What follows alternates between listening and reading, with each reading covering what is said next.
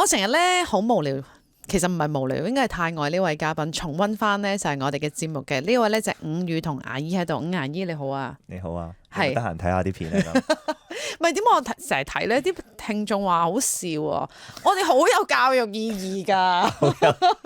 其實我上嚟我唔係想搞笑嘅，但係我哋咁啱係好好笑啊咋咁啊！不過當然啦，我希望大家咧喺呢啲咁好笑嘅環境之下，你都學到嘢，呢個係緊要啊嘛咁。但係我哋上次提到個牙肉腫痛咁樣，本身咧我諗啊伍牙醫咧就諗住 close file 㗎啦咁啊。但係我就話我都想問多一樣嘢，因為試完咧有一次咧就我牙痛啦，咁然後我嗰日咧就即係攞啲牙線去自己即係處理啦，咁樣食完飯之後。係啦，係跟住咧，我記得當時我哥哥同埋我仔都喺度，我哥就係啦，喂，咁我仔啦話，喂，阿仔你都即係處理下牙線啦。如果唔係啊，好痛㗎，睇牙醫好恐怖啊！不斷灌輸呢啲知識啦，咁因為我哥哥好驚打針，佢喺個牙齒度咧就應該處理啲問題，就俾牙醫就打過針喺牙肉嗰度，咁所以佢就即係驚恐萬分啦，係啦咁啊，咁跟住我就諗，你上次有提咗一樣嘢。其實有陣時我哋牙齒咧，喂唔係個個都生到你咁靚㗎，係咪先？有陣時我呢啲俾啲牙肉冚住咗個牙齒，冇講過任何嘢。唔係，但係我俾你睇，唔係真係因為真係俾牙肉冚住咗啲。咁我就諗，如果我平時係牙膏、牙線、比順啦，我俾埋漱口水啦，我上次先有用嘅啫。咁其實我夠唔夠嘅咧？其實最基本，譬如我哋自己牙醫啦，其實最基本要用嘅主要其實就係牙刷、牙線。咁除非係有一啲好特別嘅位咯，冇㗎啦。哦，OK。係啊，漱口水就視乎翻情況啦。有啲情況下我哋可能會用。但譬如話嗰排牙肉真係腫得犀利，或者做咗啲手術啊，咁嗰陣時我哋會用埋漱口水嘅。咁但係就日常生活其實我哋多數都係用牙刷同牙線。當然啦，要用牙膏啦，刷牙嗰陣時係啦，其實就已經足夠㗎啦。只不過如果你話譬如我係一啲相對牙齒比較排列得唔係好整齊嘅，下次俾支氣。我哋仲有啲特別嘅工具嘅。哦，係啊，重點來了，係啦。咁我平時冇用啊嘛，唔使用啊嘛。咁你過嚟聽下。咁你問開咪專登課你講一講咯。下次帶過嚟啦，唔該。真係啲重點係課啲牙齒唔齊。冇錯，譬如有啲牙齒相對唔整齊，或者我哋想好似上集提過嘅一啲智慧齒嗰啲位，我哋想針對翻嗰度去清潔。我哋有啲其實好似叫做單頭牙刷嘅牙刷。邊一隻牙刷唔係單頭牙刷嘅喎？單頭牙刷嘅意思咧，我知佢想對付我，唔好意思。我平時啲嘉賓好尊重，但係個個牙刷都係單頭㗎啦。嗱，其實呢一度咧係有少少我唔可以話你講得錯嘅，但係咧其實我哋大家想像一下，我相信大家都有牙刷，有見過牙刷㗎啦。咁個牙刷佢有一支柄，上面有一啲刷毛嘅。係啊。咁嗰度嗰啲刷毛咧，其實佢咪有個長度嘅，即係一執咁樣啦。咁但係其實嗰度咧，嗰一執嘅刷毛咧，其實佢唔係單一執嚟嘅，其實佢係好多執嘅刷毛一齊冚埋一齊。咁所以如果大家想像一個單頭牙刷咧，就係一個可能刷毛好幼，可能得一執嗰啲。佢咁幼細咁纖細嘅刷毛咧，就可以令到你相對用嗰陣時靈活好多。一啲窿罅位，譬如有啲牙齒佢生歪咗，歪咗入去入邊，或者啲智慧齒最入邊嘅位，你諗下一支咁大嘅牙刷，咁多刷毛嘅牙刷，你點會兜到入去入邊？入唔到去㗎，我就係想講。係咯，仲刷到後邊。刷唔到，可能所以冇刷到。係咯，所以咪有支單頭牙刷咯。下次俾支你啦，係。OK，即係其實喺市面上都有得賣嘅。係有得賣嘅。真係細頭啲。係特別細頭啲嘅，係啦。咁嗰個單頭牙刷其實就係專門針對翻呢一啲 case 啦。或者如果有啲人佢真係我揾唔到單頭牙刷喎，咁我會針對呢啲 case 可能建議你可以試下用小朋友嘅牙刷。因為小朋友嘅牙刷其實個刷頭都好細。係，冇錯冇錯。咁佢越細其實就越靈活，越可以清潔到嗰啲窿罅位。咁其實就可以做到一個相對嘅 purpose。係，因為我真係啲牙齒生得唔齊啦，咁所以咧以前咧都有啲牙醫建議我哋用啲BB 牙刷啦、小朋友牙刷啦咁，跟住我又覺得咦幾好喎 BB 牙刷咁樣，咁然後我就會諗啦咁，其實如果 BB 或者小朋友啲牙刷或者細唔好話小朋友啦，即係細頭啲牙刷，其實都可以令到你嗰個刷位叫做仔細啲啦咁。咁點解呢個世界有大頭嘅牙刷嘅？因為有人中意用大頭嘅牙刷咯。但係佢會唔會冇咁乾淨咧？可以譬如你最入嗰啲，除非佢真係生得好齊啦，冇嘢講啦，係咪先？嗱，呢一個其實好得意嘅，係因為我成日針對呢一個問題咧，我只可以講係百貨應百客。哦，即係好似我自己爹哋，我自己爹哋都係，佢好中意用啲好長嘅牙刷。哦，係啦，然之後佢揀嗰啲刷毛係越硬越好。係啊，我刷過，係啊。冇錯。咁我哋其實成日都同大家可能同各位聽眾講啦，我哋揀牙刷其實最好揀啲細啲嘅。之前提過1蚊銀咁大，或者再細啲，好似小朋友牙刷咁，其實就最好。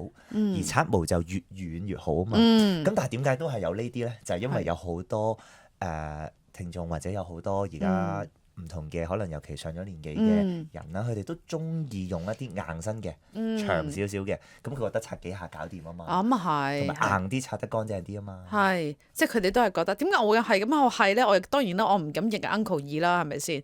但因為我試過用呢啲牙刷啊，你有試過？我試過去人哋屋企過夜，真係好流血添啊！所以你啱啱想講就係百貨應百客，係啦。但係咁樣，既然咧講開呢個話題，我最近咧見到有一隻牙刷。好特別嘅喎，你冇見過？唔奇怪㗎，你知唔知？你知唔知喺網上面好 hit 㗎？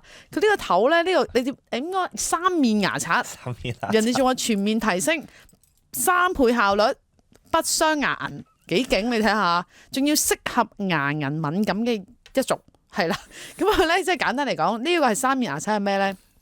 我唔係話算我上網喺度即係 shopping 嘅時候，我就見到佢彈出嚟，咁我梗係有興趣啦，咁我 save 低咗嘅。有興趣啦，見到啲古怪嘢。但係你唔覺得好特別咩？喂，嗱，一支牙刷，跟住佢個頭有3面，咁即係話刷晒3面啦。冇有錯啦，真係咪叫3面牙刷？你睇下快靚正，同埋我喺度諗，如果你咁樣刷晒3面，其實佢咪都幾乾淨咯，可以。你有冇人咁樣問過你啊？冇啊，咪係啦，呢個世界點知我無聊人啊？交翻俾你。我哋讀書都有教過呢一種牙刷。係咩？真係有㗎？原來唔係新興牙，sorry，太 up 啦。係。但係呢一種牙刷通常我哋會 recommend 可能俾一啲相對可能上咗年紀嘅人啦，或者佢可能相對手腳上冇咁靈活嘅人啦。咁呢個原因我諗大家都諗到啦，因為呢一個牙刷其實佢相對嚟講佢簡單啲，佢唔需要可能就住牙齒佢唔同嘅表面特登去 position 你個牙刷過去。咁所以佢就咁一個前後嘅喐動，其實就可以 serve 到一個刷牙嘅目的啦。係啦，但係呢一度其實就有少少限制嘅，用呢個係咪真係乾淨多啲啲咧？咁你知我諗緊咩嘅？喂，人哋話99.9% 啊，清潔面99.9% 啊嘛，清潔面高達，佢寫嘅。係，但係我哋要諗就係，當我哋刷牙嗰陣時，唔知大家記唔記得，其實我哋有好多種刷牙嘅方法。刷牙其中一種我哋好經常教我哋病人刷嘅方法，其實就係打圈刷啦。係。咁你用呢個你點樣打圈刷咧？係啊，唔使噶啦，佢話唔使噶啦，你直接咁刷。啊嘛。咁啊係，咁就打圈唔到啦。係啦，呢個係第一。第二樣嘢就係用呢一種牙刷嘅話，其實視乎翻個牙刷個大小啦。因為我哋好經常性其實強調嘅係你刷牙，其實係要刷到牙同牙肉之間嘅嗰條罅。咁如果有啲人，譬如佢有啲牙肉萎縮嘅，其實你呢一支咁樣3合1嘅牙刷，其實係咪真係刷到咁低，可以 cover 到你牙肉嗰個位咧？咁其實好多時嗰啲位置可能就會漏咗啦。咁所以喺一般情況下，我自己啦，其實就比較少 recommend 我哋病人用呢啲嘅。所以我冇買到啊。我知啊，知你有興趣啊嘛。我真係有興趣，係咪？嗱，而家我仲有第2隻牙刷俾大家睇下，我唔係可以我俾5牙耳睇下，因為呢隻牙刷咧就係你應該幻想得到佢嗰啲羽毛係咪羽毛咧？嗰啲毛係好腍滋滋嗰啲咧。我講羽毛咯。呢隻啊嘛，呢隻係咯羽毛嘛，係啦，即係真係好腍滋滋嗰啲啦。好腍嘅。我係冇買到㗎，但係點解會講呢隻咧？因為咧我媽媽係用緊呢隻。咁話説咧，佢嗰密集式咧，佢真係好密集啦，同埋好羽毛，好軟腍腍啦。係咪好舒服啊？好舒服，係啦。你摸落去嘅時候舒服，但係咧你刷牙嘅時候，佢唔係好有嘢咯。你明唔明啊？咁好啦，咁跟住我就即係要硬啲先至好啲啊。係啦，因為佢已經去到個極端地柔軟，我覺得好難去刷。但係咧，啱啱你所講 uncle 嗰隻咧就太硬啦，就搞唔掂啦咁。呢一隻最終俾我攞咗嚟刷番薯。番薯刷得到咩？又唔好同我媽講喎。但我就話其實如果太軟，因為但係佢又講話呢個敏感牙齦專用添呢一啲嘅即係羽毛狀嘅牙刷。咁點睇咧？呢一隻會唔會佢係挑戰零出嚟？因為我覺得係因為怕有啲朋友真係會刷牙嘅時候刷到有血咯。咁你要諗下刷牙出血其實有咩原因先？除咗有牙周病，咪就係刷得太大力咯，或者你個刷毛太硬咯。咁你係物理性咁樣創傷咗啲牙肉啊嘛，咁佢咪可能會出血咯。咁所以你用一啲相對軟毛嘅牙刷，其實就絕對有一個 advantage 喺度嘅。咁但係到底呢個會唔會太軟呢？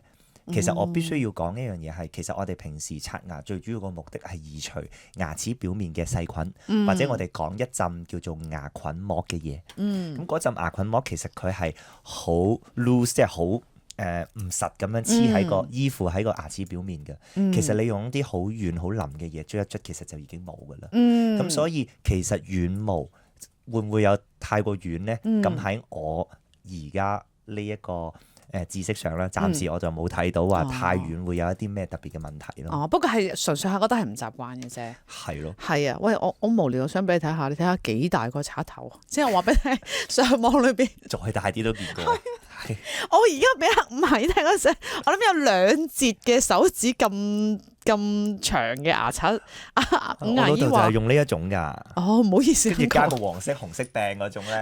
如果有聽眾有聽開，可能會知道。但係真係好大，不過嗰句百貨應百客，最緊要就係刷得乾淨啊嚇！唔該晒五阿姨，唔敢得罪啲前輩啊，我媽都係。拜拜。拜拜。